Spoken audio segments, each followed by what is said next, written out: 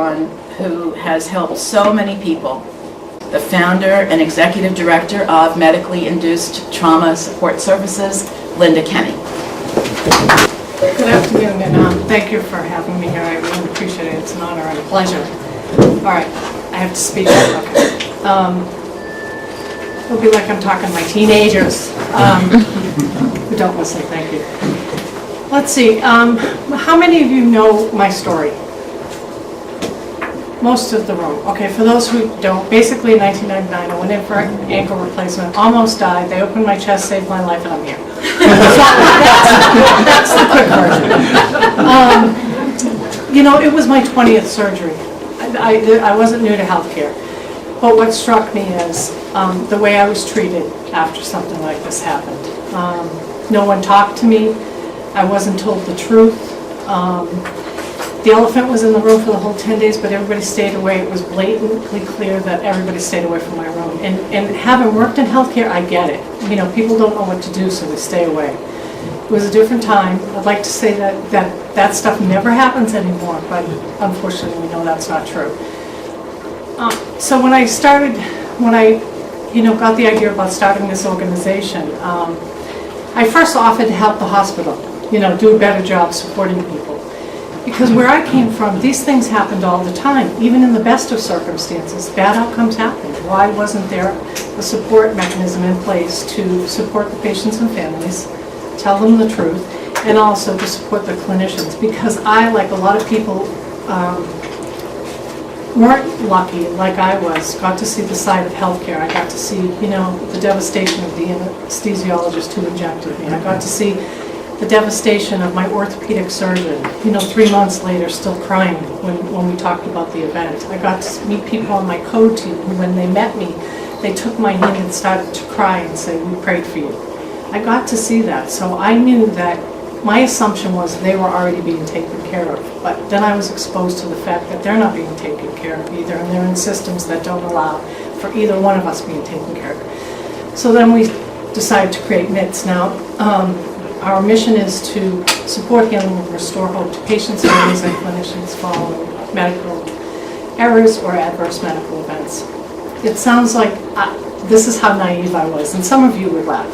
I thought, I'll just take my brochures to the Brigham and Women's Hospital, where my event is, and they're going to send all their patients who have been harmed to me, and then we can heal them and they can go on with their life. That was not happening. I think Janet Barnes looked at me like I was smoking something, and I had no clue. And in a way, my naiveness was actually probably a blessing in disguise. Because had I had known what I'm sure you have all come across, how hard and difficult it is for change to happen, and by me, this nobody patient, I would have given up years ago, but I didn't. And it really worked in my favor. So we started this organization. I realized that there was so much work that needed to be done. And we're still doing it. I wish I could tell you, well, here are the steps that you can engage the healthcare community. I can tell you this from my experience. I've been around long enough so they know I'm not going away. So now they have to play with me, if you know what I mean.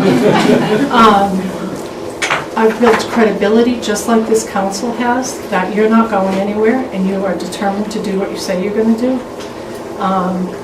And I think just showing up all the time and being there.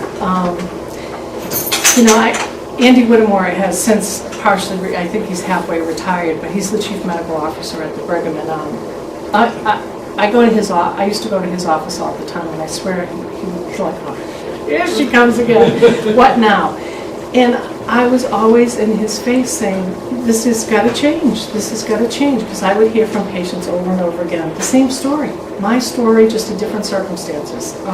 And I would hear from clinicians who, even hospitals say, we're doing a good job supporting clinicians, saying to me, that's not really how it feels when we're in this.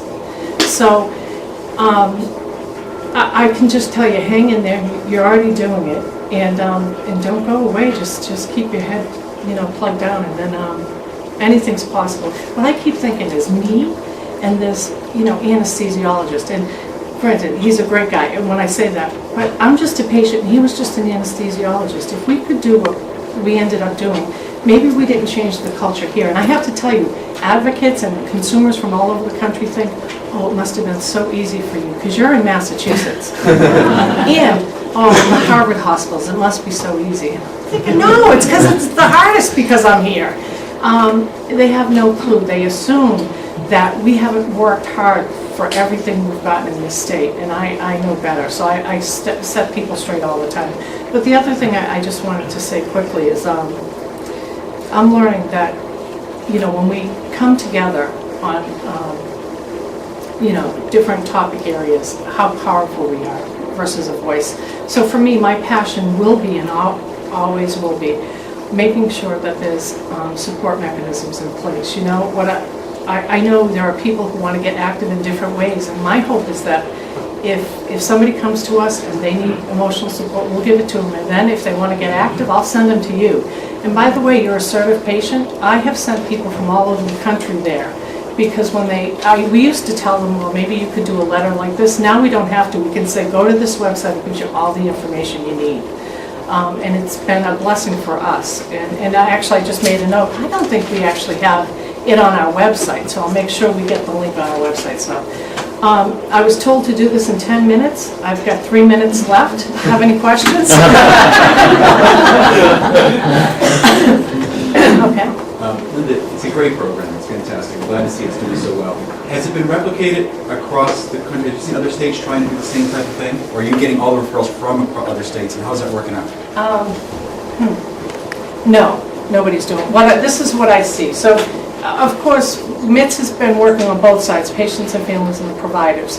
And what we know about the patients is, and most of you know, when you're in the hospital, you're not really even feeling anything. You're just dealing with what's right in front of you. So their feelings come later.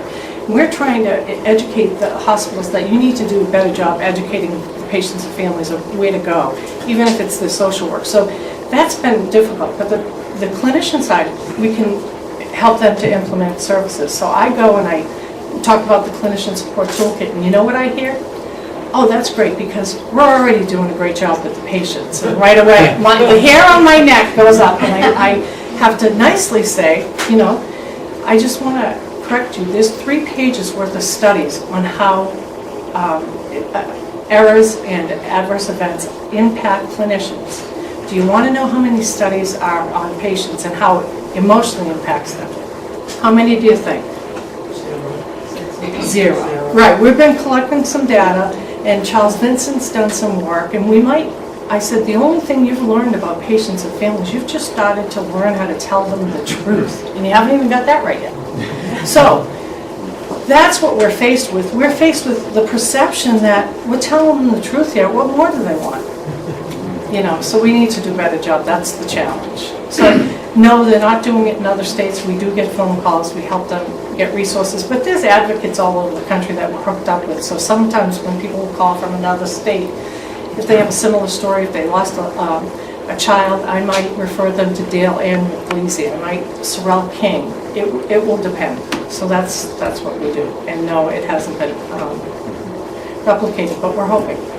Any other questions? Because I have 1 more minute. Well, thank you very much for